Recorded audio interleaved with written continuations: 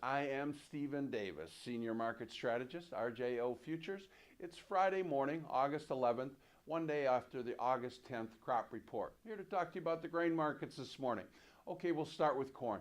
Okay, this crop report yesterday, just a shocking higher production, higher yield report. It really caught the trade off guard here.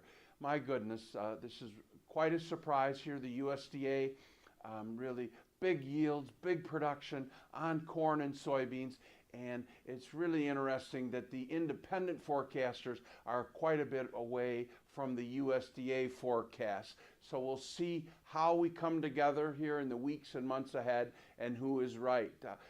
Back to the corn market.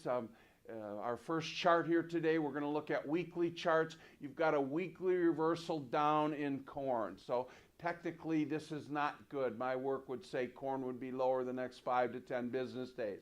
So after this report yesterday, the fundamentals are bearish on corn. The technicals are bearish on corn. When these two forces come together, it's a very pressure on corn prices moving lower, so we'll see what happens. One caveat is weather here, and the weather that we get going forward to finish these crops is really going to go a long way on the balance sheets and price here for corn.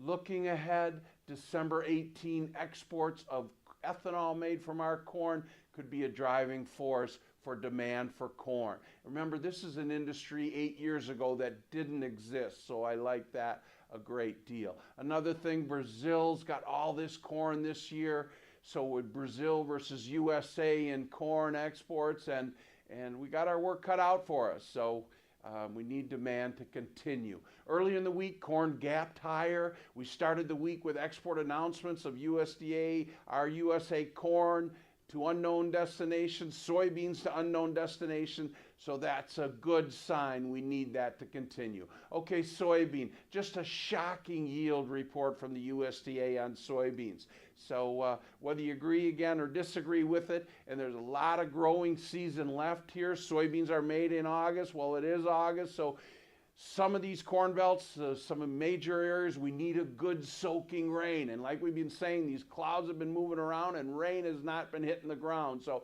we really need a good soaking rain here in the corn belt to help the soybean. Nonetheless, very big yields reported by USDA yesterday. Our next chart, a weekly chart on soybean. Now notice you don't have the reversal down like you do in corn, but you got 1, 2, 3 weeks of